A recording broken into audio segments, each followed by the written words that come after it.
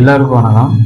2026 காலகட்டங்களில் குரு பகவானிடம் மரண அடி வாங்க போகிற 3 ராசிக்காரர்களை பற்றி நம்ம அந்த இதில் பார்க்க போகிறோம்.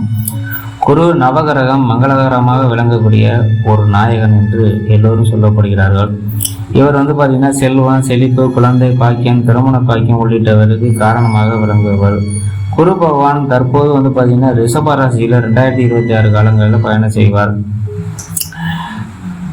மிதுன ராசியில வக்கரம் அடைந்து பிறகு பார்த்தீங்கன்னா பின்னோக்கி வருவார். அந்த காலகட்டங்களில் சில 3 விதமான ராசிகளுக்கு பார்த்தீங்கன்னா சில பின்விளைகளும் பல அடிகளும் வரக்கூடிய ஒரு காலமாகவே விளங்கும்.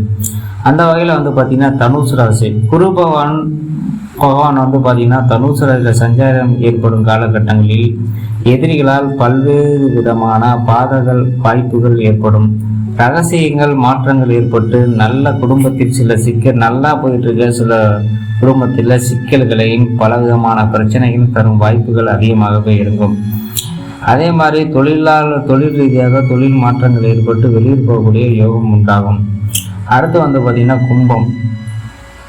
கும்ப ராசிகளுக்கு அசுப பலனே கிடைக்கும் வாய்ப்பு உள்ளது. திதி சம்பந்தப்பட்ட விஷயங்களில் கவனமாக இருக்க வேண்டும்.